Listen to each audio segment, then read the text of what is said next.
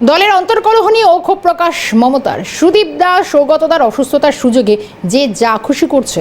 MLA কাউন্সিলররা ঝগড়া করলে disciplinary committee action নেয়, কিন্তু সাংসদরা ঝগড়া করলে কেন ডিসিপ্লিনারি কমিটি অ্যাকশন নেবেন না? একজন সাংসদ সিবিআইকে চিঠি লিখে দিলেন, এরকম হয় না। পুরোনো কমিটি ভেঙে দেওয়া হলো, 4 জনের নতুন ডিসিপ্লিনারি কমিটি তৈরি করা হবে। ভার্চুয়াল বৈঠকে ক্ষোভ প্রকাশ মমতা বন্দ্যোপাধ্যায়ের।